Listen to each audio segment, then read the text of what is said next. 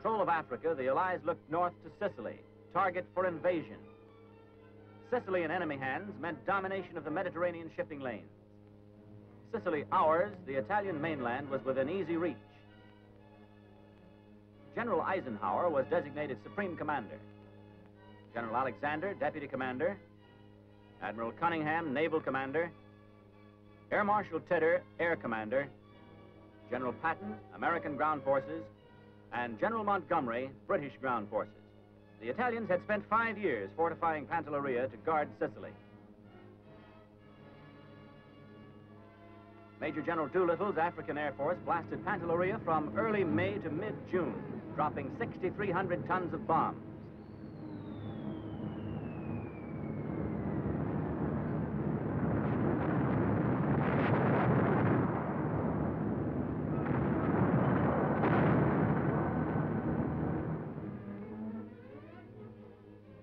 On the morning of June 11th, troops of the British 1st Infantry Division approached Pantelleria. Even as the assault boats moved toward shore, part of the Italian garrison capitulated as a result of air attack. After the landings, 11,000 Italians became willing prisoners of war. Within 4 days, Axis planes from Sicily attacked our supply ships again and again.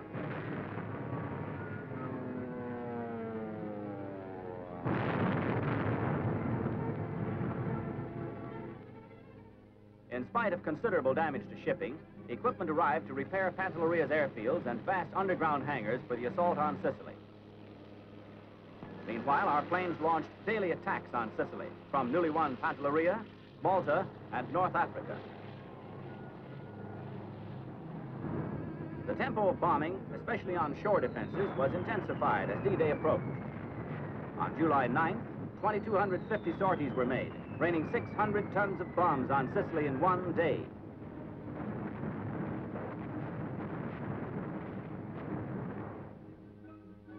Meanwhile, at ports from the United Kingdom to Alexandria, troops and equipment were loaded for D-Day, July 10th, 1943. General Patton, after a final inspection of American forces, boarded his flagship, the Monrovia.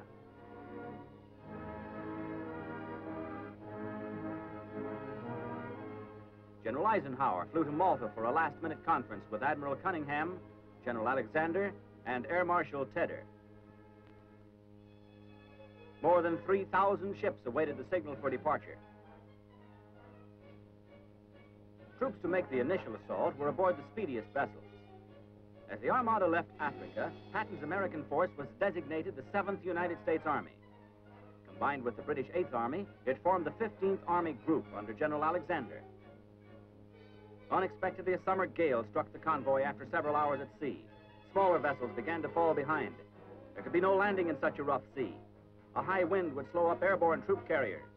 Last-minute plans were made to delay the invasion, and orders were flashed to the fleet. By late afternoon, the sea leveled off with the coast of Sicily only 90 miles away. Orders for delay were canceled. With the word go ahead, troops reviewed the tactics to be employed, and each unit was briefed on its missions. 3 hours ahead of the main assault, the airfield at Ponte Olivo was to be captured by units of the 82nd Airborne Division. At 02:45 hours, the 3 main forces, given the code names Dime, Cent, and Joss, were to land on the beaches. The Dime force, mostly the 1st Division, was to land east of Gela. The Cent force, mainly the 45th Division, was to land at Stoliti. The Joss force, the 3rd Division, with Combat Command A of the 2nd Armored Division as reserve, was to land on both sides of Licata.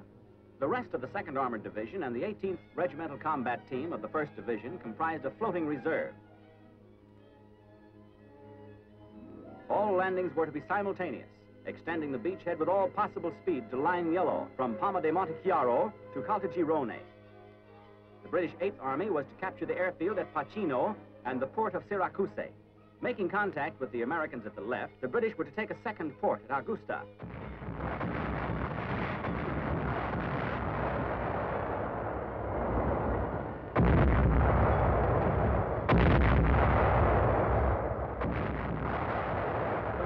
Assault force ever assembled up to July 1943 achieved complete tactical surprise. There was little opposition to the first landings, except near Gela. Instead of landing where enemy coastal defenses were formidable, We struck where the enemy thought the water too shallow for our craft to unload heavy equipment.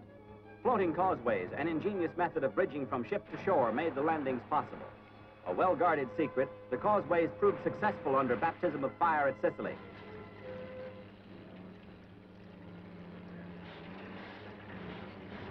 Steel mesh landing mats were laid on the sandy beaches. More than 80,000 men, 7,000 vehicles, 300 tanks, and 900 guns were landed the first 2 days. Without the then new amphibian trucks called ducks, the invasion could never have been maintained. Our forces used 700, and the British had 300 more. There was some shell fire from enemy artillery back in the hills. No counterattack developed at Jela beachhead.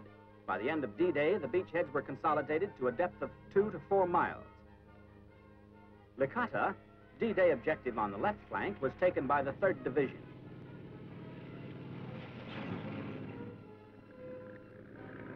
D-Day +1, as General Patton came ashore, reports revealed a total of 72 American dead for the first 24 hours of a major invasion. While our troops pushed toward Line Yellow, the Luftwaffe struck vainly at our supply ships. For the next 2 days, there were repeated air attacks.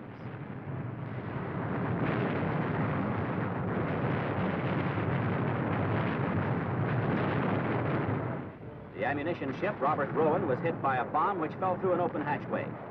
1 hour later, with all hands safely off, the fire reached the ammunition.